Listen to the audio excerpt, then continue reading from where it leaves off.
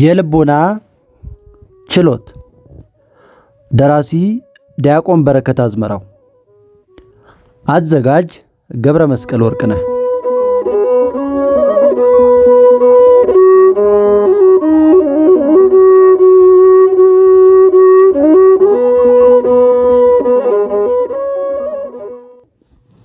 ክፍል 8 አመክንዮ ከእግዚአብሔር ስለመሰጠታቸው በጋራ የሚታመኑ ቅዱሳት መጻሕፍት በሌሉበት ሁኔታ በተለያዩ ሃይማኖታዊ አስተሳሰቦች ዙሪያ ተነጋግሮ ለመስማማት አመክንዮ ትልቅ ቦታ ይኖረዋል። ሃይማኖት በዋናነት ከእግዚአብሔር በተሰጡ ቅዱሳት መጻሕፍት ወይም መገለጦች መደገፍ ቢኖርበትም ሰብአዊ አመክንዮ ስለ እግዚአብሔርና ፍጥረታቱ፣ ስለ መልካምነትና ክፋት፣ ስለ ሽልማትና ቅጣትና ስለ መሳሰሉት ነገሮች እስከ ተወሰነ የእውቀት ደረጃ መሪ እንደሚሆን በፍልስፍና ብቻ ሳይሆን በአብዛኛዎቹ ሃይማኖቶች ቅዱሳት መጻሕፍት ሳይቀር የሚታመን ነው። ይህንን በሃይማኖታዊ ተዋሶዎች ውስጥ ያለ የአመክንዮ ሁኔታ ትልቅ እርዳታ በክርስትና እስልምና ሊቃውንት የተዋሶ ድርሳናትም በሰፊው እናገኛለን። አመክንዮ ወደ ጋራ እውነት ለመድረስ እንደሚረዳ በሁሉም የታመነ ቢሆንም ትክክለኛው የአጠቃቀም አገባብ የትኛው ነው የሚለው ጥያቄ ግን ልዩነትን ይፈጥራል። ክርስቲያኖች ሊቃውንት አመክንዮ ጠቅለል ያሉ እና በዋናነት የሃይማኖትን ምንጭ በመመርመር ሂደት ላይ የሚያተኩሩ ጥቅሞች እንዳሉት ይናገራሉ። እስከ ተወሰነ ርቀት መሄድ ቢቻልም የሃይማኖትን አስተምህሮዎች ሁሉ በአመክንዮ ማረጋገጥ ግን እንደማይቻል ይጠቁማሉ። እግዚአብሔርና አሰራሩ በሰው አእምሮ ሊወሰኑ አይችሉምና ነው። ሁሉንም ካላወቅን አናምንም ማለት እውነተኛውን ልዑል እግዚአብሔር ሳይሆን ሰዎች በአመክንያችን ልክ ወስነን የፈጠርነውን ሌላ ውሱን እግዚአብሔርን ማምለክ ይሆናል በማለት የአመክንዮን ልክ ለማስቀመጥ ይሞክራሉ። በክርስትና እስልምና ተዋሶዎች ድርሳናት ውስጥ ሙስሊሞቹ ያላቸው አቋም ስንመረምር እንደምንረዳው አመክንዮ የተሻለ የአሸናፊነት ዕድል እንደሚሰጣቸው በአብዛኛው ያምኑ ነበር። ለዚህም አስተሳሰባቸው ሁለት ምክንያቶችን መጥቀስ ይቻላል። የመጀመሪያው በእስልምናና ክርስትና አስተምህሮዎች መካከል ለሰው አእምሮ በቀላሉ በመረዳት ረገድ ያለው ልዩነት ነው። የእስልምና አስተምህሮ ሰዎች በአእምሮአቸው ተመራምረው መጀመሪያ ከሚያገኟቸው እውነታዎች ጋር ቅርበት ያለው በመሆኑ በክርክሮች ውስጥ ከክርስትና ይልቅ እስልምና ምክንያታዊ መስሎ የመታየት ዕድል ይኖረዋል። በዚህም ምክንያት ሙስሊሞቹ በተለይ የጥንቶቹ ሙታዚሊያውያን ሙስሊሞች በተዋሶዎች ውስጥ ከመጻሕፍት ምስክርነት ይልቅ አመክንዮን በብዛት ሲጠቀሙና ክርስቲያኖቹ አመክንዮአዊ ማስረጃ እንዲያቀርቡ ሲጠይቁ እናያቸዋለን። ለዚህም ማሳያ የሚሆን የንጉሥ ማኑኤልና ፋርሳዊው ሙስሊም ተዋሶ ነው። በዚህም ተዋሶ ሁለቱ ተከራካሪዎች ስለ ክርስቶስ የመስቀል መከራ፣ ሞትና ትንሣኤ ሲነጋገሩ ማኑኤል ከቅዱሳት መጻሕፍት እየጠቀሰ ለማስረዳት ይሞክራል። በዚህ ጊዜ ሙስሊሙ ተከራካሪ በአመክንዮ ላይ ተመስርቶ እንዲያስረዳው ማኑኤልን ይማጸናል። በመጀመሪያ አንድ ውለታ ዋልልኝ፣ እንደነገርኸኝ የማይሰቃየው ስለመሰቃየቱና ሕይወት ስለመሞቱ ከመጻሕፍት ጠቅሰስ ለምትነግረኝ አመክንዮአዊ መከራከሪያዎች ጨምረባቸው። ከዛ ከሙታን ስለመነሳቱ ከመጽሐፍ ቅዱስ ምስክሮችን ታሳየኛለህ። ይህንን ለማድረግ ሳትቸኩል አትቀርም። መከራውና ሞቱ መልካም እንደሆነ ቀድመህ በአመክንዮ ማሳየት ከቻልክ ስለ ትንሣኤው መጽሐፍህ ጠቅሰህ ለማሳመን ቀላል ይሆንልሃል። ኢየሱስ ስለ መሞቱ የሚያረካ ምክንያት እስካላገኘው ድረስ ግን ስለ ትንሣኤው ማመን እንዴት ቀላል ይሆንልኛል ይላል። ይህ ሰው ለምን በተለየ ሁኔታ ስለ ክርስቶስ ሞት በማተኮር አመክንዮአዊ ማስረጃ ጠየቀ ብለን መመርመር ይገባናል። የመጀመሪያው ምክንያት የማይሰቃየው ተሰቃየ፣ ሕይወት ሞተ የሚለው ከክርስቲያኖች የሰማው ገለጻ አመክንዮአዊ ተቃርኖ ያለው ስለመሰለው ነው። ሁለተኛው ምክንያት ደግሞ በዚህ ጉዳይ የክርስትናና የእስልምና መጻሕፍት ስለማይስማሙ ነው። ይህ ሙስሊም ተከራካሪ መጻሕፍቱ ካልተስማሙ ብቸኛው መፍትሄ አመክንዮ እንደሆነ ያመነ ይመስላል። ከታዎድሮስ አቡቆራህ ጋር ከተከራከሩ ሙስሊሞች መካከል አንዱ የክርስትናን አስተምህሮ ትክክለኛነት ከክርስትና መጻሕፍት በመጥቀስ ሳይሆን ሁሉም ሰዎች ሊቀበሉ በሚችሏቸው አመክንዮዎች ሊያረጋግጥለት እንደሚገባ ይነግረዋል። ሙስሊሙ ለአቡ ቁራህ እንዳለው እንዲህ ይለዋል፣ ይህንን ትምህርትህን ያንተን ኢሳይያስ ወይም ማቴዎስ በመጥቀስ ልታረጋግጥልኝ አትሞክር። ይልቁንስ አስገዳጅ ሁሉም የሚቀበላቸውና ሁለንታዊ ተቀባይነት ያላቸው ሐሳቦችን በማምጣት አረጋግጥልኝ እንጂ ይለዋል። ሙስሊሙ ፈላስፋና ተከራካሪ አቡ ዩሱፍ አልኬንዲ የክርስትናን ስህተት በአመክንዮ ለመግለጥ ቃል ገብቶ ትችቱን ይጀምራል። አሁን የክርስትና ትምህርተ ሥላሴ አስተምህሮን ስህተትነት በአመክንዮ መርህ እናያለን ይላል። ማኑኤል አካሄዱ ጉድለት ያለበት መሆኑን ቢያውቅም መጽሐፍ ቅዱስ ተቀይሯል ወይም ተበርዟል በሚለው እስላማዊ ክስ ምክንያት ክርክሩን በአመክንዮ ላይ ብቻ ለመመስረት ግድ ስለሆነበት በውይይታቸው ሁሉ ይህንን ለማድረግ ሞክሯል። ነገር ግን የክርስትና መለኮታዊ አስተምህሮ ከቅዱሳት መጻሕፍት ከኦሪትና ከወንጌል ምስክርነት ውጪ በአመክንዮ ብቻ ለማሳመን መሞከር ትልቁ መሳሪያን አውልቆ ጦርነት መግጠም እንደሆነ ሳይናገር አላለፈም። ለተከራካሪው ትልቁ የክርስትና ምስክር መጽሐፍ ቅዱስ እንደሆነ ደግሞ ይጠቁመዋል። በቅዱሳት መጻሕፍት ውስጥ ያለውን ትልቅ መለኮታዊ መልእክት አመክንዮ እስከ መጨረሻው ደርሶ ሊረዳው አይችልም። በመሆኑም ውይይታችን በአመክንዮ የሚቻለውን ያህል ለማቀበል የተደረገ እንጂ በሚገባው ሁኔታ የተደረገ አይደለም ይላል።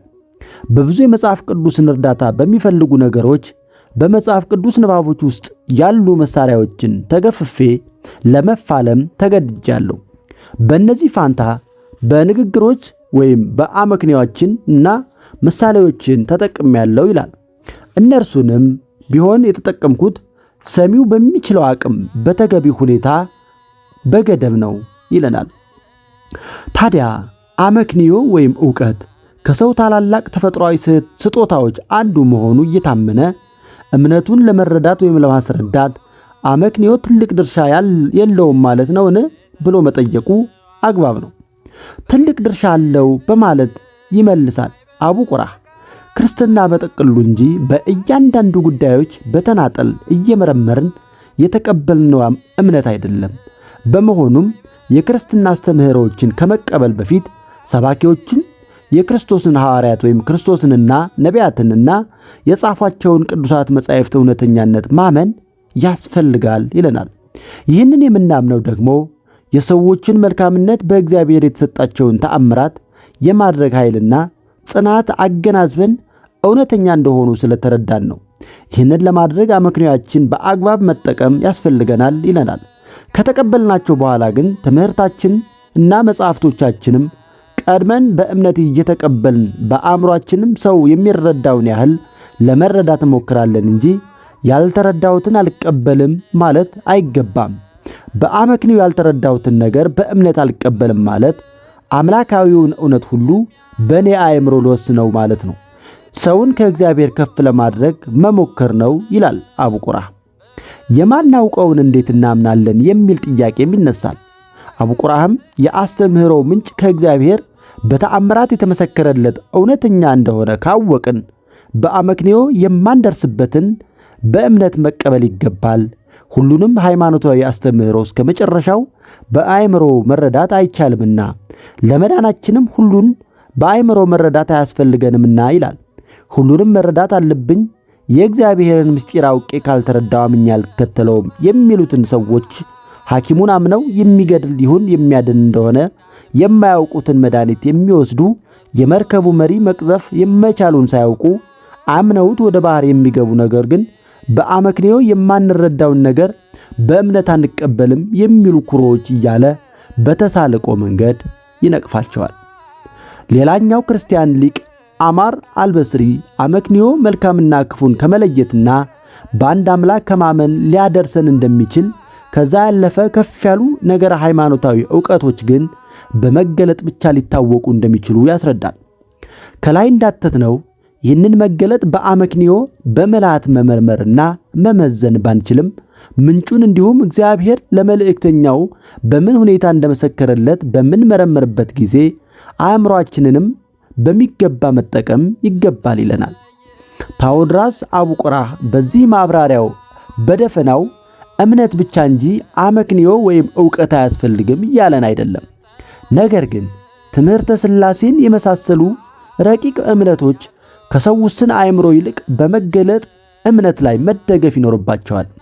አመክንያዊ ዕውቀቶች በዋናነት ክርስትና የተሰበከበትን መንገድና የመልእክተኞችን እውነተኝነት ለመመርመርና ትምህርታቸውን ሊቀበሏቸው የሚገባ እውነተኛ መሆናቸውንና አለመሆናቸውን ለማረጋገጥ ይረዱናል እንጂ እስከ መጨረሻው እውነት አያደርሱንም የሚል ነው።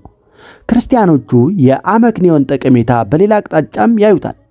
ከአመክንዮ ታላላቅ ጥቅሞች አንዱ ከእግዚአብሔር የተገለጠውን ረቂቅ እውነት በሰው ዕውቀት በታች አድርጎ ለማረጋገጥ ሳይሆን ከምክንያት በላይ ቢሆንም ኢ ምክንያታዊ እንዳልሆኑ ግን ለማሳየት ጭምር ነው። ከውጭ ሆነው የክርስትናን አስተምህሮ ምክንያታዊ ያልሆነና እርስ በርሱ የሚጣረስ ነው እያሉ ለሚተቹ ሰዎች መልስ ሲሰጡ የክርስትና ትምህርተ ሃይማኖት ከሰው ውሱን አመክንዮ ከፍ ያሉ ምጡቅ እውነቶች ቢኖሩትም ነገር ግን ክርስትና ኢ ምክንያታዊ አለመሆኑን ለማሳየት አመክንዮን እንደሚጠቀሙ ሊቃውንቱ ያትታሉ። ታዎድሮስ አቡቆራህ የክርስትናን አስተምህሮ በውስን አመክንዮ ተገምግሞ ምክንያታዊ ስለሆነ የተቀበልነው ሳይሆን በብዙ ተአምራትና ምልክቶች ከእግዚአብሔር እንደሆነ ተመስክሮለት የተሰበከና የታመነ በመሆኑ ከእውቀቱ እምነቱ እንደሚቀድም ይጠቁማል። ይህንን እውነት ለሌሎች ወይም ምስክሮችን ላላመኑ ሰዎች ለማሳመን አመክንዮን መጠቀም እንደሚገባም ይናገራል። እኛ የክርስቲያን ማህበረሰቦች ክርስቶስን እናመሰግነዋለን፣ መልካም እምነትን ሰጥቶናልና በተአምራትና በምልክቶች ቅዱሳት መጻሕፍትን ወደ መቀበል መርቶናልና አብ ወልድና መንፈስ ቅዱስ አንድ አምላክ እንደሆኑ እያንዳንዳቸውም አምላክ እንደሆኑ በቅዱሳት መጻሕፍት ምስክርነት ተነግሮናልና ከእውቀት ይሆን ያመነውን ሊያረጋግጥልን የሚችል ነገር ባናይ እንኳን ይህንን ማመን ይበቃናል። የቅዱሳት መጻሕፍት ምስክርነት እንዴት አይበቃንም? ዕውቀትን መጠቀማችን ግን ሌሎችን ለማሳመን ነው ይለናል። ምዕራባዊው የክርስትና ሊቅና ፈላስፋ ቶማስ አኩናስ የክርስትና እውነት ለሰዎች ብቻ ሳይሆን ለመላእክት አእምሮም ጭምር የረቀቀ መለኮታዊ እውነት በመሆኑ በፍጥረታዊው አመክንዮ ብቻ ከመረጋገጥ በላይ እንደሆነና የማያምኑትንም ቢሆን በአመክንዮ ብቻ ማሳመን እንደማይቻል ይነግረናል። ይህ መንገድ ከፍ ያለውን መለኮታዊ እውነት ውሱን በሆነ ፍጥረታዊ አእምሮ ልክ ማጥበብ ስለሚሆን ስህተት ነው።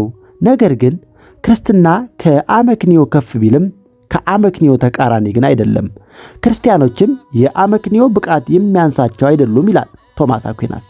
እንደ ቶማስ ሐተታ በክርስትና እስልምና ተዋሶዎች መሰረታዊ አመክንዮ የሚያስፈልጋቸው ይህንን የክርስትና ከአመክንዮ ተቃራኒ ያለመሆኑን ለማሳየት ነው ይለናል። የእስልምና ሊቃውንት አምላክ አንድ ነው፣ እግዚአብሔር አይወልድም አይወለድም፣ እግዚአብሔር የውርደት ስቅለትና መከራ ሊቀበል አይችልም የሚሉ ይዘቶች ያሏቸው የቁርአን አስተምህሮዎች ከክርስትና በተሻለ ምክንያታዊ እንደሆኑ ለማሳየት በየድርሳኖቻቸው ሰፊ ሐተታዎች ሰጥተው ጽፈዋል።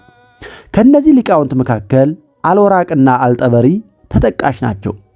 እነዚህ ሙስሊም ሊቃውንት ከክርስትና አስተምህሮዎች ትምህርተ ሥላሴ፣ የቃል ሰው መሆንና ነገረ መስቀል የመሳሰሉትን እየጠቀሱ ክርስትና ምክንያታዊ ያልሆነና መላመታዊ ወይም ሐተታዊ ብቻ ስፔኩሌሽን የበዛበት እንደሆነ ለማሳየትም ጥረዋል።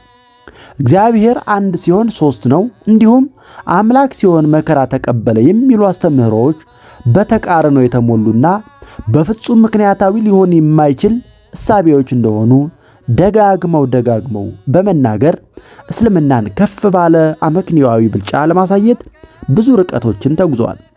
ክርስቲያኖቹ ሊቃውንት ደግሞ ከሙስሊሞቹ የሚለዩት የሃይማኖታቸውን ኢ ምክንያታዊ አለመሆን ለማሳየት ካጀማመሩ መነሳታቸውና ስነ ምግባራዊ አስተምህሮዎችን ጨምሮ ሁሉን አቀፍ እይታን ለማካተት መሞከራቸው ነው።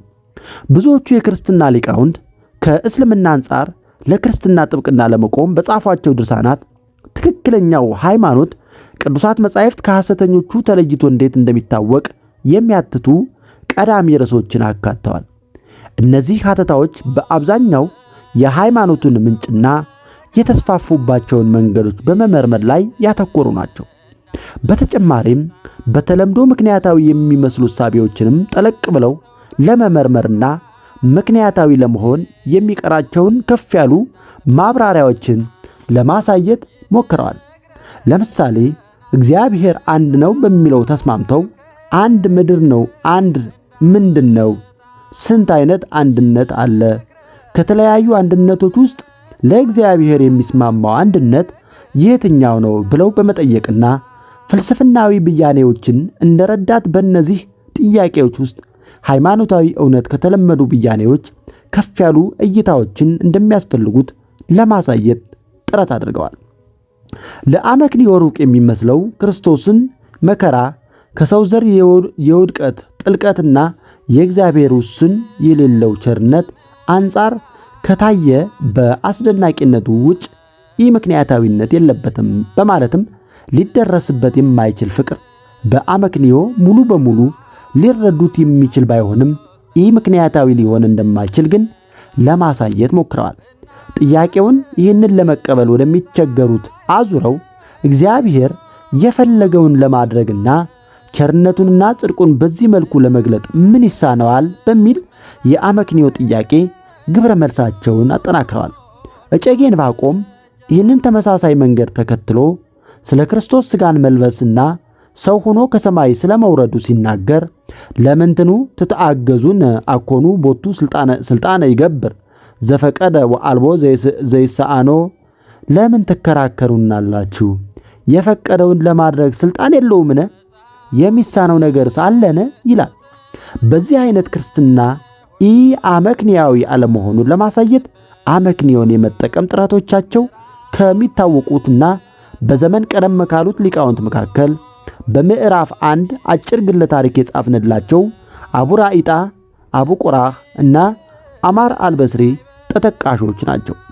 እነዚህን እነ አማር አልበስሪን የመሳሰሉ በአንቀጸ አሜን ላይ የእጨጌ ዕንባቆም የጠቀሳቸው ናቸው ማለት ነው።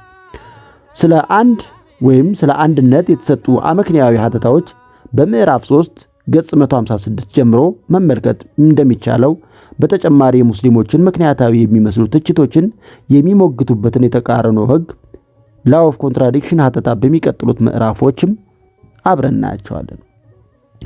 እነዚህን አመክንያዊ ክርክሮች በሚቀጥሉት ምዕራፎች በየቦታቸው የምንመለስባቸው ሲሆን ቀጥሎ ግን የክርስትና ሊቃውንት ለሃይማኖታቸው ትክክለኛነት ማሳያ የሆኑ ዘንድ ከጤናማ ሰብአዊ አመክንዮዎች የዘረዘሯቸውን አመክንያዊ ነጥቦች ባጭሩ እንዳስሳለን። ትክክለኛው ሃይማኖት በክርስትና እስልምና ክርክሮች ውስጥ አመክንዮ ያለውን ቦታ ከብዙ በጥቂቱ ጠቅለል አድርገን ለማሳየት ሞክረናል። ከዚህ በመቀጠል ክርስቲያን ሊቃውንት ስለ እውነተኛው ሃይማኖት ኦን ዘ ትሩ ሪሊጅን የሚል ርዕስ በሚሰጡት የብዙዎቹ ሊቃውንት ድርሳናት ውስጥ እንደ መግቢያ ተቀምጦ በሚገኘውና እውነተኛውን ሃይማኖት ከሐሰተኞቹ ለይቶ ለማወቅ የሚያስፈልጉ አመክንያዊ መመዘኛዎች ናቸው ብለው ያቀረቧቸውን ነጥቦች ባጭሩ እናቀርባለን። ሐቢብ አቡ ራኢጣ ሰዎች ሃይማኖታቸውን ሊቀበሏቸው ወይም ሊቀበሉባቸው የሚፈልጉበትን 7 ምክንያቶች ይዘረዝራል። ከእነርሱም መካከል እውነተኛ የሚለውን ምክንያታዊ ማብራሪያ ከነ ሙሉ ማብራሪያው ለይቶ ያቀርባል። አንደኛው ምክንያት ሰዎች ዓለማዊ ምኞትንና ጥቅምን መመዘኛ በማድረግ አንድን ሃይማኖት ሊከተሉ ይችላሉ ይለናል።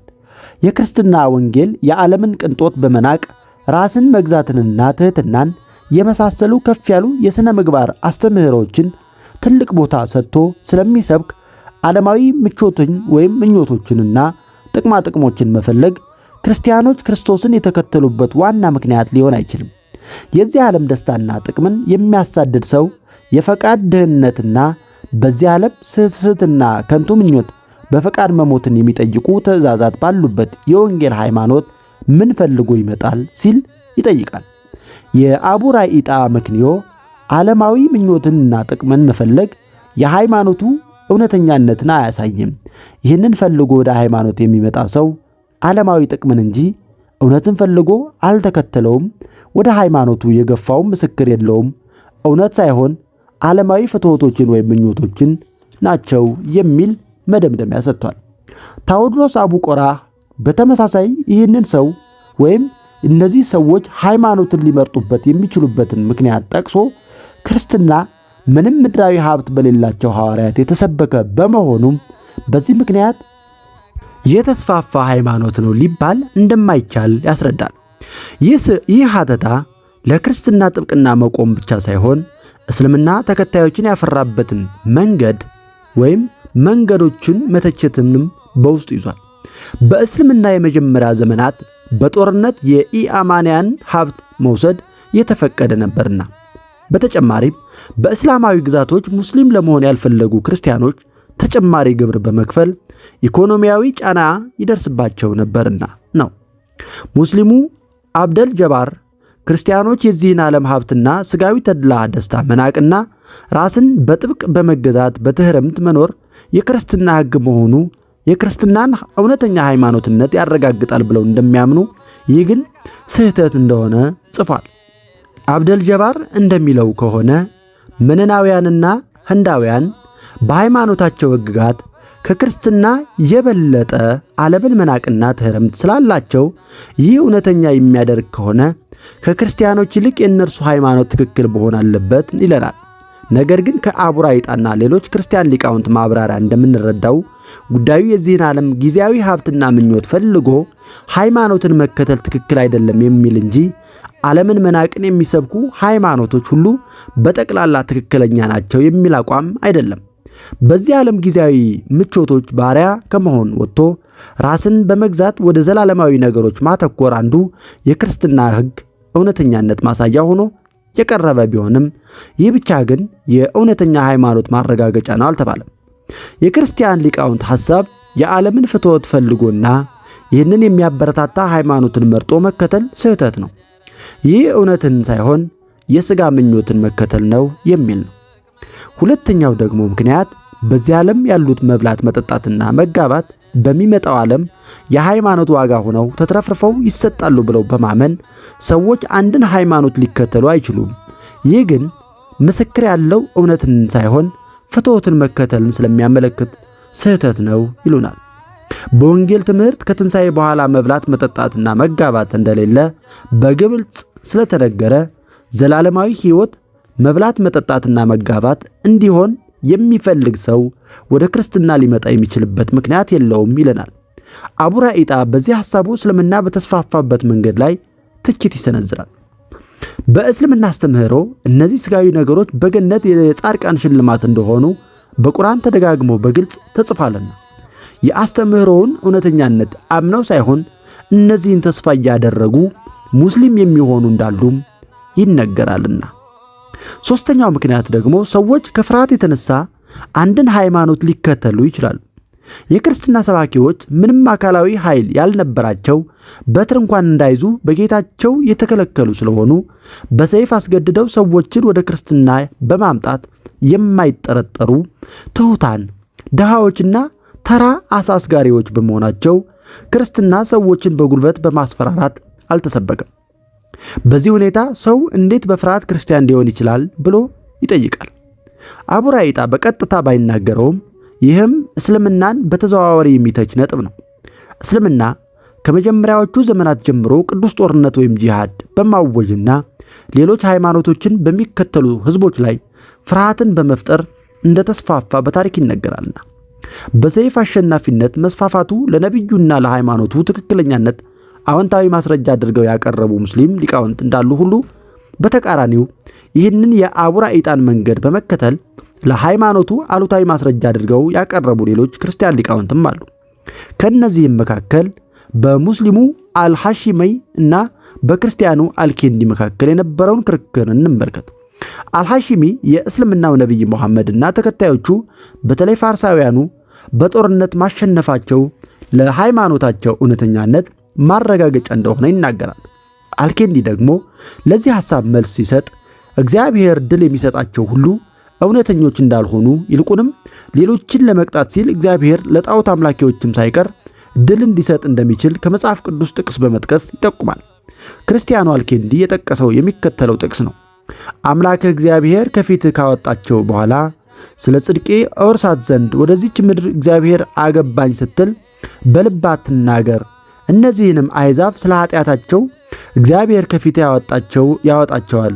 ምድራቸውንም ተወርሳት ዘንድ የምትገባው ስለ ጽድቅህና ስለ ልብህ ቅንነት አይደለም፣ ነገር ግን አምላክህ እግዚአብሔር ከፊትህ በሚያጠፋቸው በእነዚያ አሕዛብ ኃጢአት ምክንያት ነውና ይለናል። ኦሪት ዘዳግም ምዕራፍ 9 ከቁጥር 4 እስከ 5 ላይ አልኬንዲ እግዚአብሔር የመረጣት ብዙ ነቢያት ያስተማሩባት ታምራት የተደረገባት የእግዚአብሔር ምስጋና ቀንና ሌሊት ይደርስባት የነበረች ታላቋ ከተማ ኢየሩሳሌም እንኳን በእግዚአብሔር ፈቃድ ጣዖት በሚያመልኩ አሕዛብ እጅ እንደወደቀችና ቤተ መቅደሱ ሳይቀር ፈርሶ እንደነበር በማስታወስ ይህ ግን እስራኤላውያን እግዚአብሔርን ስላስቀየሙ የደረሰባቸው እንጂ ከአሕዛብ ወይም ባቢሎናውያን ጽድቅና እውነተኛ ሃይማኖት የተነሳ የደረሰባቸው እንዳልሆነ ይጠቁማል።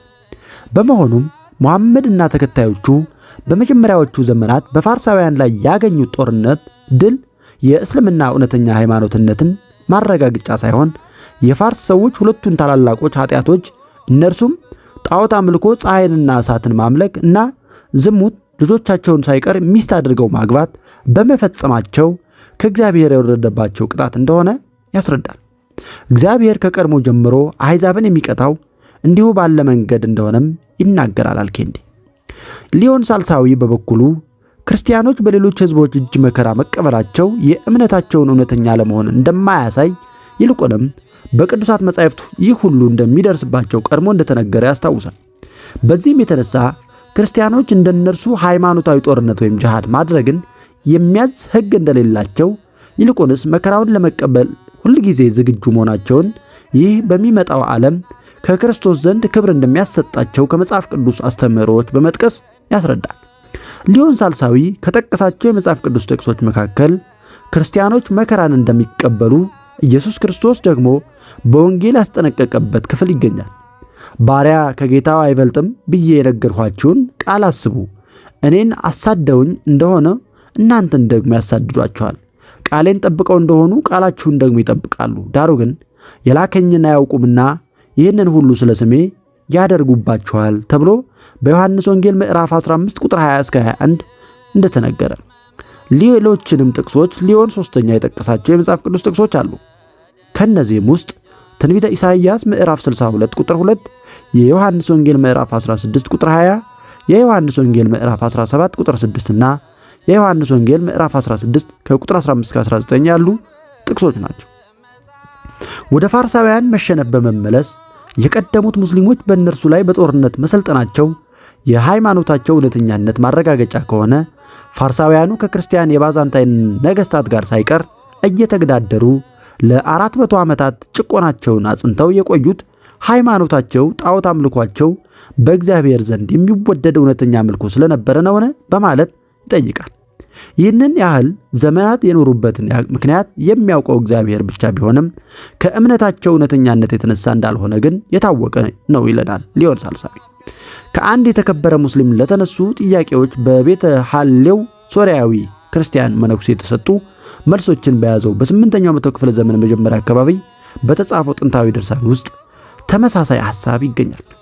መነኩሴው ሃይማኖታዊ እውነተኛነትና ምድራዊ ስልጣን ግንኙነት እንደሌለው ለማሳየት ከጣዖት አምላኪው ናምሩድ ጀምሮ እስከ እስማኤል ልጆች ድረስ ያለውን የዓለም ኃያላን ነገስታት ታሪክ ይዘረዝራል። ኃያልነት የተሻለ ሃይማኖታዊ እውነት ያላቸው ህዝቦች ጋር ብቻ ተጣብቆ የኖረ ሳይሆን በየዘመናቱ ከአንዱ ወደ ሌላው ይሄድ እንደነበረም ይጠቁማል። ይልቁንስ እግዚአብሔር የሚወዳቸውን ሌሎች ጣዖት አምላኪዎችን ጭምር በላያቸው ላይ እንዲሰለጥኑባቸው በማድረግ እና በምድራዊ ኃያላን በኩል በመገሰጽ ከኃጢአታቸው ተመልሰው መንግሥተ ሰማያትን ይወርሱ ዘንድ እንደሚያግዛቸው ይናገራል። አራተኛው ምክንያት ሰው ሃይማኖትን ሊከተልበት የሚችለው ሌላኛው የስህተት ምክንያት ሃይማኖቱ የተከለከሉ ልቅ ነገሮችን ለምሳሌ ከአንድ በላይ ሚስቶችን ማግባትና ብዙ ቁባቶችን መያዝና ሀብትን በስስት ማካበት ለማድረግ ፈቃድ የሚሰጡ ልቅ ሕጎች ያሉት ሆኖ ካገኘው ሊሆን ይችላል። ይህ በእግዚአብሔር የተመሰከረለትን ቅዱስ ሕግ ሳይሆን ልቅነትን መከተል ስለሆነ ስህተት ነው። ክርስትና ጥብቅ የትዳር ሕግ አለው። ሀብትን ለራስ ብቻ በስስት ማከማቸትንም አይፈቅድም። ይልቁንስ ወደ ፍጽምና የሚሄዱ ክርስቲያኖች የሚፈጽሙት ከፍ ያለው የፍጽምና ትእዛዝ የዚህን ዓለም ሀብት ንብረት መናቅና ልብን በእግዚአብሔር ዘላለማዊ ፍቅር መሙላት ነው። በምድር ላይ ልቅ ሆኖ የመኖር ፍላጎት ያላቸው ሰዎች ለዚህ የሚመቹ ሌሎች ሃይማኖቶችን ትተው ወደ ሴት የተመለከተ በልቡ የተመኛትም አመነዘረ ያለ ዝሙት ምክንያት ሚስቱን የሚፈታ አመንዘራ ያደርጋታል ያለ የተፈታችውንም የሚያገባ ያመነዝራል የሚል ጥብቅ ሕግ ወዳለው ክርስትና እንዴት ሊሳቡ ይችላሉ? በሌሎች ሃይማኖቶች የተከለከለ በክርስትና ግን የተፈቀደ ምን ልቅ የሆነ ነገር አለ ብሎ ይጠይቃል አቡ ቁራ። በዚህ ነጥቡም እስልምናን በተዘዋዋሪ ይተቻል። የእስልምና ሕግ በክርስትና ሊቃውንት በእጅጉ የተተቹ ከአንድ በላይ ሚስት ማግባትን፣ መፍታትን፣ በአብዛኛው የዓመት ቀናት ጾም አለመጾምን፣ ሀብት ማካበትን ወዘተ ይፈቅዳልና። አምስተኛው ምክንያት አንድን ሃይማኖት ከሌሎች የበለጠ ከፍ ብሎ ለማየት ሲፈልግ በጌጣጌጥ የተዋበ አስተምህሮ ሲገኝበት እና ለመክበር ወይም ለከንቱ ውዳሴ የሚመች ሆኖ ሲያገኘው ያንን ሃይማኖት መርጦ ሊከተለው ይችላል። የወንጌል ሕግ ትሕትናንና ራስን በፈቃድ ለባልንጀራ ባሪያ ማድረግን ስለሚያዝ ሰው ከላይ የጠቀስናቸውን ነገሮች ፈልጎ ክርስትናን ሊከተል አይችልም። ቤተ ክርስቲያን ስለ ሰው ልጆች ኃጢአት የተሰቀለው የዓለምን ብልጭልጭ ነገር በሚወዱ ዘንድ የተናቀውና ከመከራ የተነሳ ደም ግባት እንደሌለው በመጻሕፍት የተነገረለት የክርስቶስ መከራ የሚነገርባትና የሚታሰብባት ናት። ክርስትናም ይህንን እያሰቡ በትሕትና መኖርን የሚጠይቅ ነው። ይህ ከሆነ የቁስና የአስተምህሮ ጌጣጌጥንና መክበርን መፈለግ ሰዎች ወደ ክርስትና የሚሳቡበት ምክንያት ሊሆን እንዴት ይችላል? በማለት ያትታል አቡራይጣ። ይህ የአቡራይጣ ሐሳብ በሚያማልሉና በተዋቡ ቃላት ስለተገለጸ ለሰው አእምሮ ቀለል የሆኑ ወይም ቀላል የሆኑ አስተምህሮ ስላለውና ይህን የሚወዱ ሰዎች ስለተከተሉት ብቻ አንድ ሃይማኖት ትክክል ሊሆን አይችልም የሚል ነው። አንድ ሃይማኖት ለሰዎች አእምሮ ቀላል መስሎ ስለታየና በውብ አገላለጾች የተሸለመ ስለሆነ ብቻ የሚከተሉት ከሆነ ዘላለማዊውን እውነት በፍጥረታት ሁሱን የመረዳት አቅም መወሰን በመሆኑ ስህተት ነው። ይህንን የሐሳብ ታኦድሮስ አቡ ቁራህም ይጋራዋል። አቡ ቁራ እንደሚለው ክርስትና ለአእምሮ መረዳት ሩቅ የሆኑና በመገለጥ እንጂ በአመክንዮ ብቻ ወደ ሰው አእምሮ የማይመጡ ትምህርተ ሥላሴንና የክርስቶስን ሰው መሆን ነገረ ክርስቶስን የመሳሰሉ አስተምህሮዎችን የያዘ እምነት በመሆኑ እግዚአብሔር በተአምራት ካልመሰከረለት በቀር በሰዎች ዘንድ ተቀባይነትን ሊያገኝ አይችልም። ይህ ለአምላካዊነቱ ማረጋገጫ ነው ይለናል። ይህ የክርስቲያን ሊቃውንት አመክንዮ የክርስትናን ከፍታ ከማሳየት በተጨማሪ ወደ እስልምና የተቃጣ ትችትም ነው። ቁርአን ውብ የሆኑ አረብኛና የቋንቋ አወቃቀር ስላለው የአላህ መልእክት መሆኑ በዚህ ይታወቃል የሚለውን እስላማዊ አስተምህሮ በተዘዋዋሪም ይተቻል።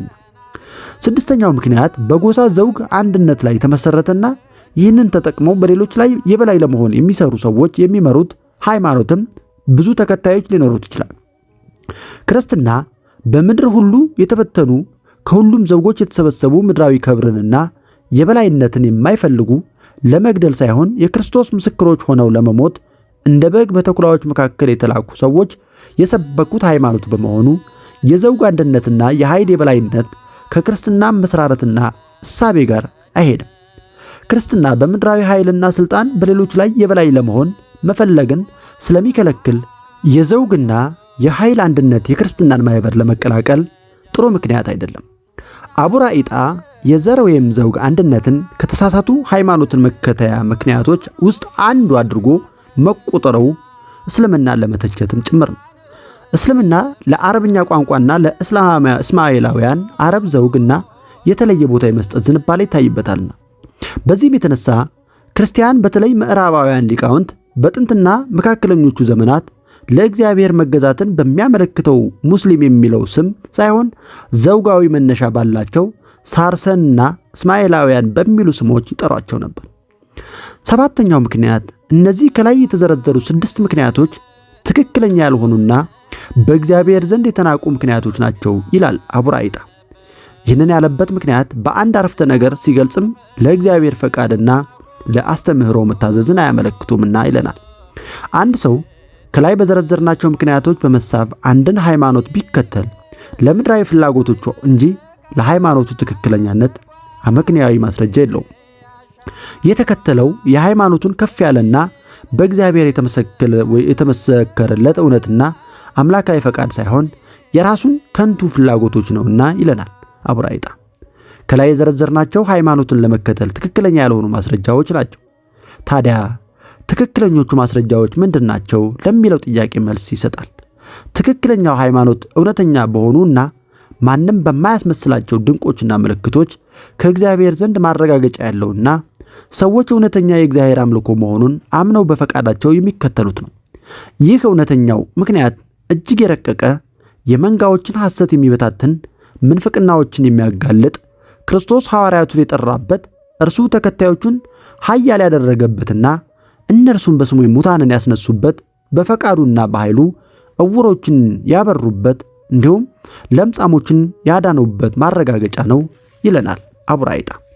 ነገሥታቱም ሆኑ ተራው ሕዝብ፣ መኳንንቱም ሆኑ አገልጋዮቹ፣ የተማሩትም ሆኑ ያልተማሩት ሊቃወሟቸውና ሊክዷቸው የማይችሉ አምላካዊ ምስክሮች ተአምራትና ምልክቶች ናቸው። እውነተኛ ድንቆችና ተአምራትን ሰው ከቅናትና ከጥላቻ የተነሳ በአንደበቱ ቢክዳቸውም በልቡ ግን ሊክዳቸው አይችልም። በመሆኑም እውነተኛ ድንቆችና ተአምራት ሰዎችን ከሌሎች ፍላጎቶቻቸው በላይ ወደ እውነተኛ አምልኮ የመጥራት ኃይል አላቸው ይላል አቡራይጣ። የብሉይ ኪዳን ሕግ ለእስራኤል የተሰጠበትን መንገድ በማንሳት እግዚአብሔር ከጥንት ጀምሮ ሕግን ከተአምራት ጋር እያረጋገጠ ሲሰጥ እንደኖረ ያስታውሳል። የክርስትና አስተምህሮዎች ረቂቅ የሆኑና በአይምሮ በመላት ለመረዳት የሚከብዱ ቢሆኑም የክርስቶስን ትንሣኤ ጨምሮ በብዙ ምልክቶችና ድንቆች የተረጋገጡ ስለሆኑ ሰው የሚችለውን ተረድቶ ቀሪውን ደግሞ በእምነት ይዞ በእውነተኛው አምልኮ በትሕትና ሊኖር ተሰጥቶታል። ታላላቅ ሀገራትንና ኃያላን ነገሥታት ሳይቀር ትሕትናና ዓለምን መናቅን የሚሰብከውን ክርስትናን በተአምራትና ድንቆች ምስክርነት በኃይል ሳይሆን በፈቃድ መቀበላቸው የክርስትና እውነተኛነት ማረጋገጫ ሆኖ ይቀርባል። አማር አልበስሪ በበኩሉ ይህ አምላካዊ ተአምራትንና ድንቆችን የእውነተኛ ሃይማኖት ማረጋገጫ አድርጎ መውሰድ በሰው ልጆች አመክንዮ ውስጥ ከጥንት ጀምሮ በጥልቅ ያለ በመሆኑ ሁሉም ሃይማኖቶች ጅማሬዎቻቸው ተአምራትና ምልክቶች ማድረጋቸውን እንደሚናገሩ ይጠቁማሉ። እጨጌ ዕንባቆም በተመሳሳይ ሐሳብ ያነሳል። ወንጌል ጠባብ መንገድ በመሆኑ በእግዚአብሔር ድንቅ ሥራዎች እንጂ በሌላ ምክንያት አለመታመኑን ይናገራል። የወንጌል ሃይማኖት የታመነ እሙን ባይሆን ኑሮ ማን ያምነው ነበር? ከአምላካዊ ሥራዎችና ከአእምሮ ውጭ ከሆኑ ድንቆች የተነሳ ጠቢባን ጥበባቸውን ትተው ነገሥታት ክብራቸውንና ትዕቢታቸውን ትተው አመኑ። ለእርሱም ለተሰቀለው ክርስቶስ ሰገዱ፣ እውነት እንደሆነም አመኑ። ከእነርሱ ውስጥ ሰማያዊ ሀብትን እንደሚያገኙና በክብር ሲመጣ ከክርስቶስ ጋር ይነግሱ ዘንድ መንግሥታቸውን ትተው የመነኮሱም አሉ ይለናል እጨጌ ዕንባቆም በአንቀጸ አሚን ገጽ 198 እስከ 200። እግዚአብሔር የሃይማኖትን እውነተኝነት ከላይ ከ1 እስከ 6 በዘረዘርናቸው በዚህ ዓለም በሚፈለጉና በሚፈሩ ነገሮች በኩል ቢገልጥ ጉዳቱ ምንድነው? እስራኤላውያንን ራሱ በአንድ በኩል ማርና ወተት የምታፈስ ምድርን እንደሚያወርሳቸው ተስፋ እየሰጠ በሌላ በኩል ደግሞ የሚክዱትን በምድረ በዳ እየገደለ አልመራቸውምን ብሎ አቡራይጣ ራሱ ይጠይቃል፣ ራሱም ይመልሳል። እግዚአብሔር እነዚህን ነገሮች ለእስራኤላውያን ያደረገላቸው ወይም ያደረገባቸው የእምነታቸውን እውነተኛነት ለመግለጥ አይደለም። ይህንንማ ቀድሞ በግብፅ ምድር ብዙ ተአምራትን በማድረግ ለጠላቶቻቸው ብቻ ሳይሆን ለራሳቸው ለእስራኤላውያን ጭምር አሳይቷል። እግዚአብሔር ከግብፅ ጣዖቶችና ጠንቋዮች የበረታ መሆኑን ቀድሞ በግብፅ ምድር በሙሴ እጅ ባደረጋቸው ተአምራቱ አሳይቷል። የሙሴንና የሕዝቡን ልብ ከጥርጥርና ከስህተት ጠብቋል። ነገር ግን እስራኤላውያን አመፀኛና ደካማ ስለነበሩ ከተአምራት ማረጋገጫ ጋር ከእግዚአብሔር የተሰጣቸውን እውነት ትተው ጣዖት እስከ ማምለክና ወደ ግብፅ ለመመለስ ከመመኘት ደርሰው ነበር። ማርና ወተት የምታፈሰውን ምድር ተስፋ ያስደረጋቸውና ወደ ጣዖት አምልኮ ሲሄዱ የቀጣቸው ይህንን ቀድሞ በተአምራትና በድንቆች የሰጣቸውን እምነት ለመጠበቅ ነው ይለናል አቡራይጣ። አቡራይጣ ነቢዩ ሙሴ በእግዚአብሔር ኃይል ተአምራት ያደረገባትን በትር ምስጢር ያነሳል። እግዚአብሔር በየዘመናቱ ሁሉ ለእውነተኛ መንገዱ ምልክት እንደሚሰጥ ጠቅሶ ይቺ በትርም ክርስቶስ የተሰቀለበትንና የክርስትና ምልክት የሆነውን መስቀል እንደሚወክል ይጠቁማል። ሙሴ በደንብ ለመናገር የማይችል ኮልታፋ ቢሆንም እግዚአብሔር በዚህች በትር በኩል ባደረጋቸው ተአምራት ሁሉንም ተቃዋሚዎችን የግብፅ ጠንቋዮችን ጨምሮ ማሸነፉንም ያስታውሳል። በክርስቶስ መስቀል ምልክትነት የሚወከለው የክርስትና እምነትም በሰው አንደበት በአመክንዮ ወስኖ ለመናገር የሚያስቸግሩ ትምህርቶች ቢኖሩትም በእግዚአብሔር ኃይል በተአምራትና በምልክቶች ስለተመሰከረለት ሁልጊዜም አሸናፊ ነው። የዚህ ዓለም ጠቢባን ዕውቀትና የንግግር ጥበብ ሊያሸንፈው አይችልም በማለት ንጽጽራዊ ማብራሪያም ይሰጣል። ከእግዚአብሔር የተሰጡ ተአምራትና ምልክቶች የትክክለኛ ሃይማኖት ማረጋገጫ ከሆኑ ታዲያ ለምን ሁልጊዜም አይደረጉም ይለናል። በሐዋርያት ዘመን ይደረጉ በነበሩበት መጠንና ሁናቴ መደረጋቸው ለምን ቀነሰ? እውነተኞቹ ተአምራትና ምልክቶች ከምትሃትና የአስማት ትዕይንቶች ተለይተው በምን ይታወቃሉ? የሚሉ ጥያቄዎችንም ይነሳሉ። አማራ አልበስሪ ለእነዚህ ጥያቄዎች መልስ ይሰጣል።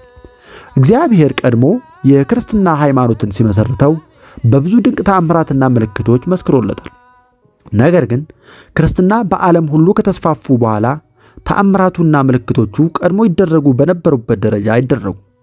ይህም የሆነበት ምክንያት የክርስትና ሃይማኖት ከላይ የዘረዘርናቸው 6 ምክንያቶች ሳይደግፉት መስፋፋትና በየዘመኑ ተአምኖ መኖር ታሪካዊ እውነት ስለሆነ በጥንት ዘመናት በተአምራትና ድንቆች እግዚአብሔር የመሰከረለት መሆኑ በአእምሮ ምሪት ስለሚታወቅ ነው። ሁልጊዜ ቢያደርጋቸውስ ምን ይቸግረዋል ብሎ ለሚጠይቅ ይህ ለሰዎች ጥሩ ያልሆኑ ነፃነታቸውን የሚያሳጣና በዚህ ነፃነታቸው መርምረው የሚያገኙትን ሽልማት የሚነፍግ ይሆናል ነበር ኦማር አልበስሪ የመለሰው መልስ። ሰዎች በፊታቸው በሚደረጉ ተአምራት ብቻ ሳይሆን ቀድሞ የተደረጉትን እየሰሙና በየህሊናቸው እየመረመሩ ማመናቸው ሽልማታቸውን ይጨምርላቸዋል። ወደ እውነት ለመድረስ የሚያደርጉት ጥረት እና ድካም በዚህ ይገለጣልና ከላይ የዘረዘርናቸውን ሐሰተኛ ሃይማኖትን የመከተያ ምክንያቶች መርምረው በመተውና በእግዚአብሔር የተመሰከረለትን እውነተኛ ሃይማኖት በመመርመርና ያንን አምነው በመከተል ውስጥ በእግዚአብሔር ዘንድ ከፍ ያለ ዋጋ ስላለ ይህንን ያገኙ ዘንድ ታምራቶችና ድንቆች ቀድሞ ይደረጉባቸው በነበረው ደረጃና ሁናቴ አይደረጉም። ይህ የአማር አልበስሪ ሐተታ ኢየሱስ ክርስቶስ የትንሣኤውን ተአምር ካላየው አላምንም ላለው ሐዋርያው ቶማስ ራሱን ከገለጠበትና የተወጋ ጎኑን ይዳስ ዘንድ ከፈቀደለት በኋላ አንተ ስላየኸኝ አምናሃል፣ ሳያዩ የሚያምኑ ብፁዓን ናቸው ብሎ ካስተማረው ትምህርት ጋር የሚገናዘብ ነው ይለናል። አማር አልበስሪ እግዚአብሔር የክርስትናን እውነተኛነት ለመመስከር ተአምራትንና ምልክቶችን ቀድሞ ይደረጉበት በነበረው ሁኔታ ማድረግ ያቆመው ክርስትና በዓለም ሁሉ ከሰሜን እስከ ደቡብ ከምዕራብ እስከ ምስራቅ ድረስ ከተስፋፋ በኋላ መሆኑን ይጠቁማል።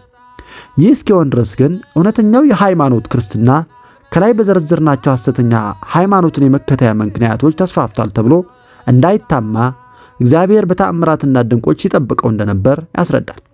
ከላይ በአቡራ ዕጣ የተዘረዘሩትን ሐሰተኛ ምክንያቶች አማር አልበስሪም ለዚህ ሐሳቡ ማሳያዎች አድርጎ ከክርስትና መስፋፋት አንጻር ይዳሰሳቸዋል። በሰይፍ ተስፋፋ እንዳይባል ሐዋርያቱ በትር እንኳን እንዳይዙ ታዘዋል። በሥጋዊ ምቾት አታሎ ሰዎችን ሰበሰበ እንዳይባል አስተምህሮው ከዚህ በእጅጉ የተለየ ነው።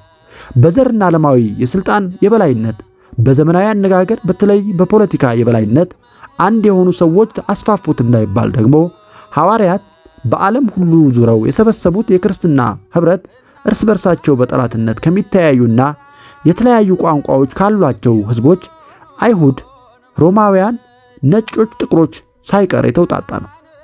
ትምህርቱ ለሰዎች አእምሮ ስለሚቀል በዓለም ዙሪያ ያሉ ሰዎችን ሰበሰበ ሊባል አይችልም።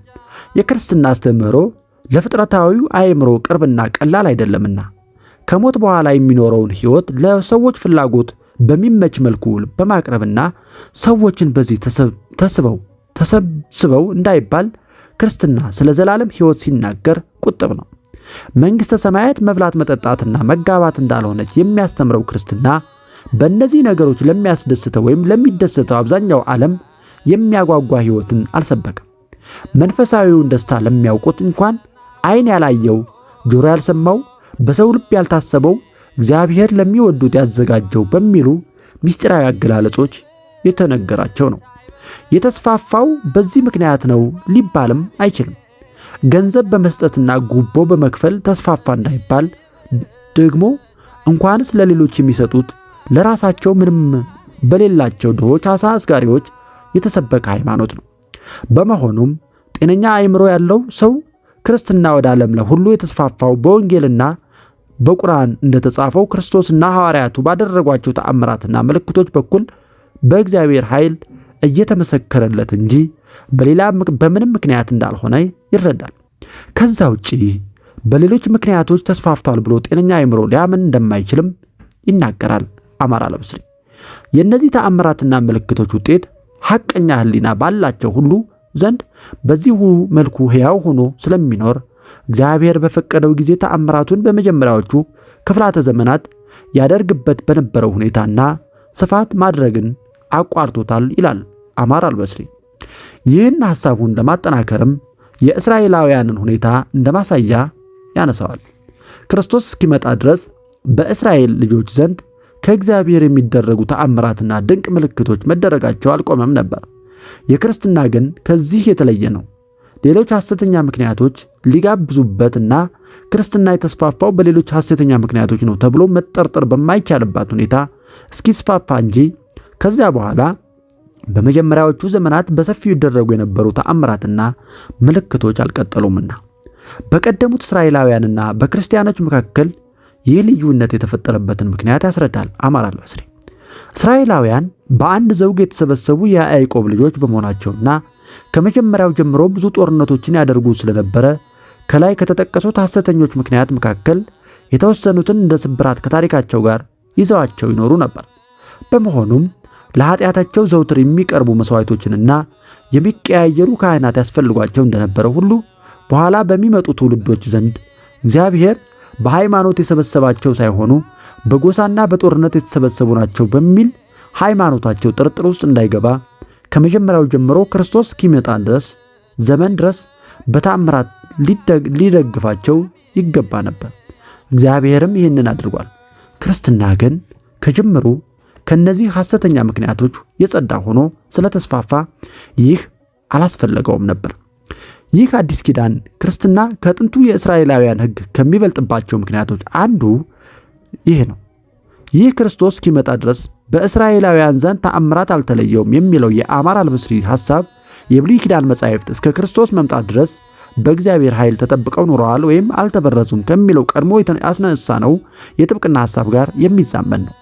ያልተቋረጡ ተአምራት ይመሰክሩ የነበሩት ሕዝቡ ከእግዚአብሔር የተገኙ ናቸው ብለው በማመን በሃይማኖት ይመሩባቸው ለነበሩ ቅዱሳት መጻሕፍትና መጻሕፍቱ ቢበላሹ ኑሮ እግዚአብሔር ለሐሰት ሊመሰክር ስለማይችል በተበላሹበት ጊዜ ተአምራቱም ይቋረጡ ነበርና ይህ የአማራ አልበስሪ የጥብቅና ሐሳብ ከክርስትና ወደ እስልምና የተሰነዘረ ትልቅ ትችትም በውስጡ ይዟል። በምዕራፍ 5 እንደምንዳሰሰው እስልምና ከአነሳሱ ጀምሮ ከላይ ሐሰተኛ የሃይማኖት ምክንያቶች ተብለው ከተዘረዘሩት ብዙዎቹ ይታዩበታል ተብሎ በክርስትና ሊቃውንት ይተቻል። በመሆኑም እስልምና እውነተኛ ሃይማኖት መሆኑ ይረጋገጥ ዘንድ እግዚአብሔር በተአምራቶቹና ምልክቶቹ ሊመሰክርለት ይገባ ነበር። ይህ የተአምራት ማረጋገጫ የሚያስፈልገውም እንደ ክርስትና በመጀመሪያዎቹ ዘመናት ብቻ ሳይሆን እንደ እስራኤላውያን ሳይቋረጥ እስከ መጨረሻው የሚቀጥል ሊሆን ይገባል። በእስራኤላውያኑ ዘንድ ተአምራት ሳይቋረጡ እንደሚቀጥሉት ምክንያት የሆኑ ጉድለቶቹ ዘርን መሰረት ማድረግና በጦርነት መስፋፋት በእስልምና አነሳስ ውስጥም ይታያሉና እስልምና ግን እንኳን የማይቋረጡ ተአምራትና ምልክቶቹ ሊመሰክሩለት ቀርቶ ከመጀመሪያው ጀምሮ አንድም ተአማኒ ተአምር ወይም ምልክት የሌለው ሃይማኖት ነው ብሎ ይተቸዋል። ይህም በራሱ በቁርአን የተነገረ መሆኑን ጥቅሶች ጠቅሶ በምሳሌ በማሳየት ይሞግታል አማራ አልበስሪ። ተአምራቶቹ ከመላክ የቀድሞዎቹ ሰዎች በእርሷ ማስተባበልና መጥፋት እንጂ ሌላ አልከለከልንም፣ ለሰሙድም ግመልን ግልጽ ተአምር ሆና ሰጠናቸው፣ በእርሷም በደሉ፣ ተአምራቶችንም ለማስፈራራት እንጂ አንልክም ይለናል በቁርአን ምዕራፍ 17 ቁጥር 59 እንዲሁም ምዕራፍ 6 ቁጥር 109። ክርስቲያኑ አልኬንዲ ከአማራ አልበስሪ ጋር የሚዛመድ መልስ ይሰጣል። አልኬንዲ በቀደመው መጠን ባይሆንም እግዚአብሔር አስፈላጊ ተአምራት ማድረጉን እንዳላቆመ ይጠቁማል። በመጀመሪያዎቹ የክርስትና ዘመናት በነበረው ሁኔታ የክርስቶስ ትምህርት ሌሎችን እየሻረ እንደ አዲስ እምነት በዓለም ሁሉ የሚያስፋፋበት ጊዜ በመሆኑ ልዩ ተአምራዊ ምስክሮች ከእግዚአብሔር ዘንድ አስፈልገውታል። አሁን ግን ክርስትና በአሕዛብ ዘንድ ስለተስፋፋ ይህንን የተስፋፋበትን ተአምራዊ መንገድ በማስተዋል የክርስትናን እውነተኛነት መረዳት ይቻላል። ተደጋጋሚ የኃይል ትዕይንት አያስፈልገውም። ሰው እንደ እንስሳት ከስሜት ሕዋሳቱ በኩል ብቻ ሳይሆን በማስተዋልም ጭምር ሊያምን ይገባልና በመጀመሪያዎቹ ዘመናት እንደነበረው ሙታንን ለጊዜው ማስነሳት፣ በዚህ ምድር ኖሮ እንደገና ደግሞ ለመሞት እና ሕሙማንን መፈወስ የክርስትና እውነተኛ ዋና ተአምራዊ መገለጫ ሆኖ ያለ መቋረጥ ቀጥሎ ቢሆንስ? የክርስትና ማዕከላዊ መልእክት የሆነው ከሞት በኋላ የሚገኘውና ሞት ዳግመኛ የማይከተለው የክብር ትንሣኤና የዘላለም ሕይወት የምሥራች ከዚህ ምድር ሊያሳልፍ በማይችለውና በጊዜያዊው የሙታን መነሳትና የሕሙማን መፈወስ ተአምር ይሸፈን ነበር። ቀድሞ የነበረው አካሄድ ቀጥሎ ቢሆን ሰዎች በክርስትና ሰባኪዎች በተአምራት ከሙታን መነሳትን እየፈለጉ ዘላለማዊውን ትንሣኤ ተስፋ ማድረግን ይዘነጉ ነበር በማለት ይከራከራል ክርስቲያኑ አልኬንዲ። ቀደም ብለን ስለ ምትሃትና አስማት የሚነሳ ጥያቄን አስታውሰናል። ተአምራትና ምልክቶች የሃይማኖት ምስክሮች ከሆኑ ሰዎች በምትሃትና አስማት ሊሳሳቱ አይችሉምን ለሚለው ጥያቄ አማራ አልበስሪ መልስ ሰጥቷል። ኢየሱስ ክርስቶስና ሐዋርያቱ ያደረጓቸው የነበሩ ተአምራት በምትሃተኞችና አስማተኞች ሊደረጉ የሚችሉ አይደሉም? ሙታንን ማስነሳት፣ የዕውሮችን ያለ ዓይን የተፈጠሩትን ጭምር ዓይን ማብራትና በከባድ በሽታ የተያዙ ሰዎችን መፈወስ ዘላቂነታቸውና እውነተኛነታቸው በግልጽ የሚታይ በመሆኑ ለምትሃተኞችና አስማተኞች የሚመቹ አይደሉም። ሐዋርያት ያደረጓቸው የነበሩ ተአምራት ዘላቂነት ያላቸው እውነተኞች በመሆናቸው እነዚህንና መሰል ተአምራትን በማድረጋቸው ምክንያት በምትሃተኝነት ወይም በአስማተኝነት አይከሰሱም ነበር። ይህ የአማራ አልበስሪ መልስ ምትሃትና አስማት ሐሰተኝነታቸው በሚደረጉበትና ሁኔታና በጊዜ ሂደት ይገለጣል፣ የጊዜንና የማህበረሰብን እይታ ፈተና ማለፍ አይችሉም የሚል ነው። እውነተኞቹን ተአምራትና ድንቆች የተመዘገቡበት ወንጌል እስከ ዓለም ፍጻሜ ድረስ የሚነሱ ምዕመናን ከምትሃትና አስማት አድራጊዎች እንዲጠነቀቁ በሚያስተምርበት ቦታ ምትሃተኞች በስራቸው እንደሚታወቁ ይናገራል። በሁለተኛ ተሰሎንቄ ምዕራፍ 2 ቁጥር 9 እስከ 10 ላይ። ሌላኛው ደግሞ የእስልምናው ነቢይ መሐመድና ምስክርነቱ ነው። ቀደም ብለን እንደጠቆምነው ከዮሐንስ ዘደማስቆ ጀምሮ ብዙ የክርስትና ሊቃውንት ክርስትና የተስፋፋበትን ልዩ ሰላማዊና ተአምራዊ መንገድ ለሃይማኖቱ እውነተኛነት አመክንያዊ ምስክር አድርገው በጥብቅና ጽሑፎቻቸው ውስጥ እንደ መከራከሪያ ያቀርበዋል። ለምሳሌ ዮሐንስ ዘደማስቆ ሙሴን፣ ኢየሱስ ክርስቶስንና መሐመድን ያወዳድራል። ሙሴ የቀደመውን ሕግ ኦሪትን ሲቀበልና እስራኤላውያንን ወደ እውነተኛ አምልኮ ሲመራ መልእክቱ የታመን ዘንድ እግዚአብሔር በግብፅ ምድር በሲና ተራራና በአገልግሎቱ ሁሉ በብዙ ተአምራት ደግፎታል። ክርስቶስ አዲሱን የወንጌል ሕግ ሲያስተምር ከሙታን መነሳትንና ሙታንን ማንሳትን ጨምሮ ብዙ ድንቆችንና ተአምራትን አድርጓል። ደቀ መዛሙርቱም ብዙ ተአምራትን አድርገዋል። በመሆኑም የሙሴና የክርስቶስ ትምህርታቸው በአምላካውያን ተአምራትና ምልክቶች የተመሰከረላቸው በመሆናቸው ትክክለኛ ነበሩ። ከዚህ የተለመደ የእግዚአብሔር አሰራር በመነሳት የመሐመድ ትምህርት ለምን በተአምራት ሳይታጀብ ቀረ ብሎ ይጠይቃል። ይህ የእስልምናው ነቢይ መሐመድ ትምህርት ነቢይነት በተአምራት የተረጋገጠ አይደለም የሚለው ተደጋግሞ የሚነሳ ትችት በስፔናዊ ጴጥሮስ አልፎንሲ ድርሳን ውስጥ ይገኛል። እግዚአብሔር አዲስ ሕግ ሲሰጥ ወይም የነበረውን ሕግ ሲያሻሽል ይህ ከእርሱ መሆኑን ለመመስከር መልእክቱን በማያሻሙ ግልጽ ተአምራት እንደሚያረጋግጥ ያትታል። ይህ መለኮታዊ ምስክርነት በእስልምና ቀዳሚ ዘመናት እንዳልተደረገም ይናገራል። ጴጥሮስ አልፎንሶ ጠያቂው ከመሐመድ ጋር የተያያዙ በትውፊት የሚነገሩ ተአምራትን እየዘረዘረ ሲያነሳለት እነዛ በሐሰት የተነገሩ መሆናቸውን መሐመድ ራሱ አላህ በቁርአን ከገለጠው ውጭ ስለኔ ቢነገር አትቀበሉ ማለቱን እና ለመሐመድ ተአምራት ማድረግ ያልተሰጠበትን ምክንያት የሚገልጸውን የቁርአን ጥቅስ በመጥቀስ የእስልምናው ነቢይ መሐመድ ተአምራት እንዳላደረገ ያስረዳል። በቁርአን ምዕራፍ 17 ቁጥር 59 እንዲሁም ምዕራፍ 6 ቁጥር 109 ላይ ጠያቂው ተአምራት ያላደረጉና ትምህርታቸውን የምንቀበላቸው ነቢያት ኤርሚያስ፣ ሆሴ፣ አሞጽና ሌሎችም እንዳሉ ጠቅሶ የመሐመድን ትምህርት ለመቀበል ለምን ግዴታ ተአምራት እንፈልጋለን በማለት ይጠይቀዋል። ጴጥሮስ አልፎንሲ ሲመልስ እነዚህ ነቢያት ለሙሴ ሕግ የተለየ አዲስ ሕግ እንዳላስተማሩ በመሆኑም ለትምህርታቸው ግዴታ ተአምራት እንዳላስፈልጋቸው ይጠቁማል። መሐመድ ግን ከሙሴም ከክርስቶስም የተለየ ነገር ግን ከሁለቱም የሚቀላቀል ሕግ ሲያስተምር ሕጉ ከእግዚአብሔር የተገኘ ቢሆን ኑሮ የትምህርቱ እውነተኛነት በመለኮታዊ ተአምራት መረጋገጥ ይገባው ነበር በማለት ይመልሳል። ጠያቂው ኖህና አብርሃም ተአምራት ሳያደርጉ ልዩ የአምልኮና የአመጋገብ ሥርዓቶችን ከእግዚአብሔር ተቀብለው ለልጆቻቸው ማስተማራቸውን ለመጥቀስ አሁንም የነቢይና ትምህርት ለመቀበል ተአምራት ማሳየት ግዴታ አይደለም በማለት አሁንም ይከራከራል። ጴጥሮስ አልፎንሲ ሲመልስ የኖህና የአብርሃምን አስተምህሮና ታሪክን አምነን የተቀበልነው ብዙ ተአምራትን በማድረግ እውነተኛ ነቢይነቱን እግዚአብሔር የመሰከረለት ታላቁ ነቢይ ሙሴ ስለ እነርሱ ስለመሰከረላቸው እንደሆነም ይጠቁማል። የእስልምናው ሊቃውንት በበኩላቸው ቁርአን ስለራሱ የሚናገረውን በመያዝ በአንድ በኩል ቁርአን በአረብኛ ማንበብና መጻፍ በማይችልና ሌላ ቋንቋ በማይችል ሰው መሐመድ በኩል የተሰጠ መሆኑ፣ በሌላ በኩል ደግሞ ግን በውስጡ ማንም ደግሞ ሊጽፈው በማይችል ሁኔታ መስማማትና የቋንቋ ውበት ያለው መጽሐፍ መሆኑ በራሱ ትልቅ ተአምር ነው በማለት ተአምራት አልባ ለሚለው ትችት የጥብቅና መልስ ይሰጣሉ። ነገር ግን ከላይ ለማየት እንደሞከርነው ከቁርአን ጋር በሚገናኘው የሰርጌዎስ ብሔራ ትውፊትና በሌሎች ታሪካዊና ምክንያታዊ ጉዳዮች የተነሳ ይህ ሐሳብ የክርስትና ሊቃውንትን ማሳመን አልቻለም። ለምሳሌ ያህል የክርስቲያኑ አልኬንዲና የሙስሊም ጓደኛው የአብደላህ አልሐሺሚን ተዋስኦ እንመልከት። አልሐሺሚ በውስጡ ካለው ስምምነትና የአረብኛ ቋንቋ ውበት የተነሳ ለመምህሩ መሐመድ እውነተኛነት ቁርአን ራሱ ተአምራዊ ማሳያ ነው በሚል ላቀረበው መከራከሪያ አልኬንዲ መልስ ሲሰጥ እንዲህ ይላል። አንተ አልሐሺሚ፣ ይህ የቁርአን ተአምራዊ ምልክትነት መምህር እውነተኛ ለመሆኑ ዋናው ማስረጃ ነው ብለህ ታምናለህ? ይህንም በቀዩ ባህሩ የሙሴ ተአምር ጋር ፀሐይ በኢያሱ ከመቆሟ ጋር ከሙታን መነሳትና ከሌሎች በቀደሙ ነቢያትና በክርስቶስ ከተደረጉ ሌሎች ድንቅ ሥራዎች ጋር ታመሳክራለህ ወይም ታስተካክለዋለህ? ይህ መከራከሪያ ብዙዎችን አታሏል። ነገር ግን ደካማና ባዶ ማጭበርበሪያ ነው። መልሱ ቅርብ ነው፣ ሩቅ አይደለም። አሳያለሁ። ማብራሪያው መራራ ሊሆን ይችላል፣ ነገር ግን በመጨረሻ ጤናን የሚሰጥህ ነው ይለናል አልኬንዲ።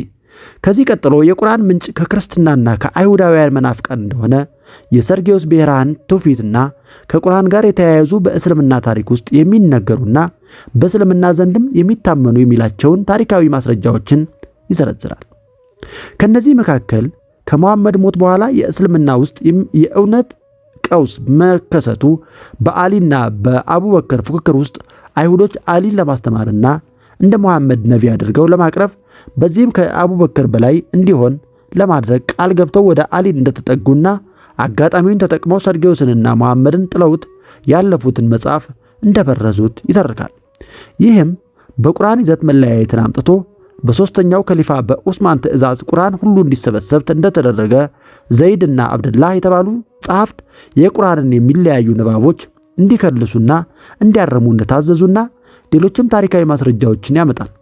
ቁርአን ከእግዚአብሔር የወረደ ተአምራዊ መጽሐፍ አለመሆኑን ለማሳየትም ይጥራል። በማስከተልም በቁርአን ንባቦች መካከል አሉ የሚላቸውን ተቃርኖዎች እያነሳ ይህንን ክርክሩን ለማጠናከር ረዘም ያሉ ማብራሪያዎችን ይሰጣል። ቀጥሎም እንዲህ ይላል። እስካሁን አንተ ከምታምናቸው ምንጮች ጠቀስኩልህ። አንተም ትክክለኛነታቸውን ከምትቀበላቸው የክርክር ማስረጃዎች ውጭ ሌላ አላመጣሁም። ለዚህም ማረጋገጫው በውስጡ ምስቅልቅል የሆኑ ስርዓትና ቅርጽ የሌለውና አንዱ ገጽ ከሌላው ገጽ ጋር የሚጋጩ ቁርአን ነው። ይህ መጽሐፍ ከሙሴና ከኢየሱስ ተአምራት ጋር እያስተካከሉ የሐዋርያነት ምልክት አድርጎ ከማቅረብ የበለጠ አላዋቂነት ምንድነው ይለናል።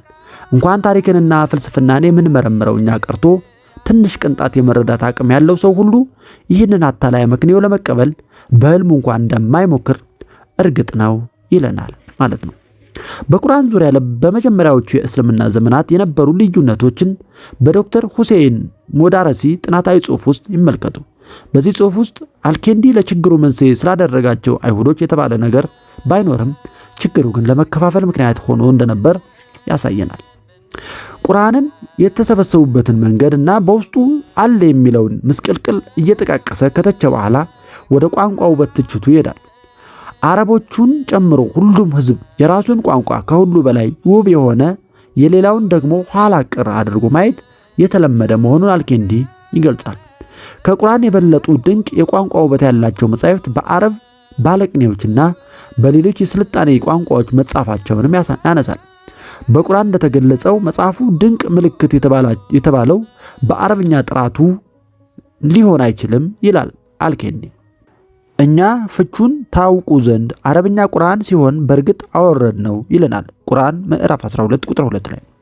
እነሱ እርሱን ቁርአንን የሚያስተምረው ሰው ብቻ ነው ማለታቸውን በእርግጥ እናውቃለን። የዛ ወደ እርሱ የሚያስጠጉበት ሰው ቋንቋ አጀም ነው። ይህ ቁርአን ግን ግልጽ አረብኛ ነው ይለናል በቁርአን ምዕራፍ 16 ቁጥር 103 ላይ። ምክንያቱ ደግሞ በቁርአን ውስጥ በአረብኛ ውስጥ የሌሉ ከሌሎች ባዕዳን ቋንቋዎች የፋርስና ግዕዝ የተወሰዱ ቃላት መኖራቸው ቁርአን ንጹህ የሆኑ የአረብኛ ድርሰት እንዳልሆነ ማረጋገጫዎች ናቸው ይለናል አልኬንዲ። ቁርአን ተአምራዊ መጽሐፍ አለመሆኑን በታሪክ በስነ ልሳንና በአመክንዮ የክርክር መንገዶች ለማሳየት ጥሯል።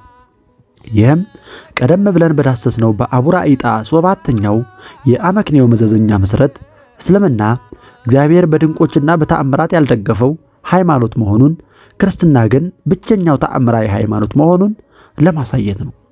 በተመሳሳይ ስፔናዊው ኒኮላስ ዘኩሳ የቋንቋ ውበትና የንግግር ችሎታ የእውነት ማረጋገጫ ሊሆን እንደማይችል ከራሱ ከቁርአን በመጥቀስ ይከራከራል። ኒኮላስ ይህንን ሐሳቡን ለማጠናከር የጠቀሰው የቁርአን ጥቅስ የሚከተለው ነው። ከሰዎችም ውስጥ እርሱ ክርክረ ብርቱ ሲሆን በቅርቢቱ ሕይወት ንግግሩ የሚያድንቅህና በልቡ ውስጥ ባለው ነገር ላይ አላህን የሚያስመሰክር ሰው አለ። ካንተም በዞረም ጊዜ በምድር ላይ በውስጧ ሊያበላሽና አዝመራንና እንስሳትን ሊያበላሽ ይሮጣል። አላህም ማበላሸትን አይወድም። ለእርሱ አላህን ፍራ በተባለም ጊዜ ትዕቢቱ በኃጢአት ሥራ ላይ ትገፋዋለች። ገሃነምም በቂው ናት፣ እርሷም በእርግጥ የከፋች ምንጣፍ ናት ይለናል በቁርአን ምዕራፍ 2 ቁጥር 204 እስከ 206 ባለው ላይ። ቀጣዩን በቀጣይ እንመለከታለን። እስከዛው ቸርን ሰንብት። ወስብሐት ለእግዚአብሔር ወለወላዲቱ ድንግል ወለመስቀሉ ክቡር። ይቆያል።